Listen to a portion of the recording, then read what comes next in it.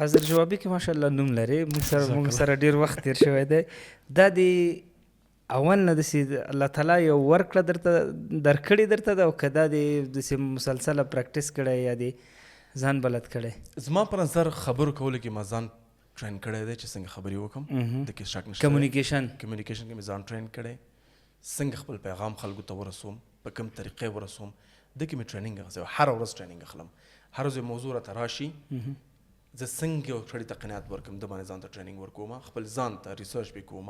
ځکه یو سکل چې یو انسان په هر ځای کې استفاده کولی شي، که هغه انجینر دی، ډاکټر دی، مامور دی، اشپز دی، هغه کمیونیکیشن دی، هغه خپل پیغام خلکو ته رسول دي. او چې هر سړی په دې کې ښه دی، هغه کامیابه دی. زه تاسو مثال درکولی شم. زما په نظر باندې یو کرزی صاحب یو بهترین پبلک سپیکر و، بهترین پبلک سپیکر کرزی صاحب و. اوباما بهترین پبلک سپیکر و. یو غلط مثال دی، لیکن هټلر یو بهترین پبلک سپیکر و.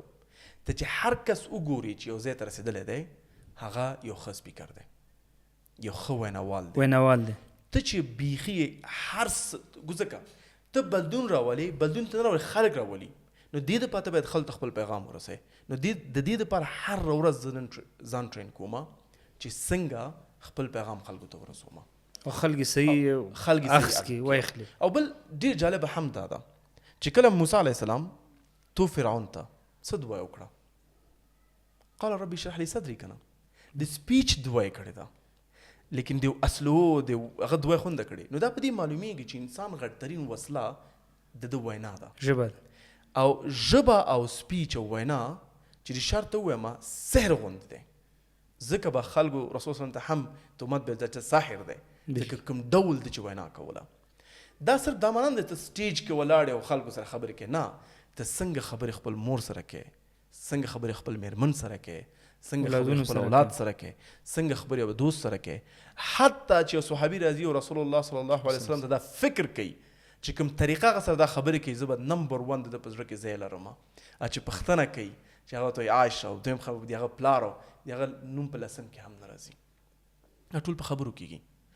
یعنې د حلفاظ درست حلفاظ انتخابول په صحیح ځای کې، یو صحیح ځای کې، یو چاته درست لقب ورکول او هغه سره درست خبرې کول، دا په خپله یو مسلک دی چې خلک باید زده کړي، پیسې پې مصرف کړي، کتابونه ولولي، چې دا د زده کړو ته وګوره نور ټول ژوند دې څنګه مخته ځي. ځینې خلکو ته خدای هغه په عامه اصطلاح به وایي خدای ورکړه هم وي، بدون شک. بعضې خلک فصاحت او بلاغت لري. بالکل، یعنی یو خو د الله سبحانه وتعالی چاته ورکړې ده، لیکن دا نه دی چې چاته ورکړې ته یې نشي اخیستی. هر څوک کولی شي یو ښه سپیکر اوسي، هر سړی کولی شي. زما مشوره دا وي چې غټترین تحفه ځان ته ورکړې، دا زده کړه چې څنګه خبرې وکړې، څنګه ناسته پاسته یې څنګه خبرې وکړي. یو ورځ پیسې راټولې کړه، لاړ شه یو عصري ځای ته کښېنه، خلک ګوري چې هغوی څنګه حرکت کوي. ځکه د انسان ذهن په دې نه پوهېږي چې ته په عمل کې دا کار کوې او که فکر کې دا کار کوې. دا درته رښتیا ووایم، نو که ته فکر کې ځان نه یو درون شخصیت جوړ کړي او ښه خبرې وکړي، نو ته په عمل کې به همغه کس خلک تا سره مس خبرې کوي. یعنی حتی په صحابه کرامو کې مقام په هر ادرس کې معلوم و، په حیا کې څوک و، په ایمان کې څوک و، په تجربو کې څوک، صداقت کې. یعنی عثمان بن عفان به چې کو رسول الله به ځان تیارو، صبر کوي چې زه لباس مې صحیح دی چې ادن کېږي، صحیح خو ناست یم. نو که ته یو صحیح اما خپل تصویر جوړ کړې او ته یو معجز نه کېږي، نو بدون خلک په مغه تصویر تا قبلی. که ته یو ادرس او تصویر نه لرې، نو بیا به خلک تا په هر ادرس چې هغه غواړي قبول کړي قبلی به. نو دا ډېر مهم دی چې انسان باید خپل شخصیت ولري، خپل یو ادرس ولري چې زه چې قبلوم چې نه قبلوم، څه مې حدود دي څه نه دي، او خلکو ته خپل پیغام صحیح ورسوي. خدای دې وکړي ته جوالي هم یې، دا سکل زده کړه، ستا ژوند بدلېږي. دا ویډیو خو دې وکتل، زه غواړم یو بله موضوع در سره هم شریکه کړم، فقط یو دقیقه وخت دې غواړم.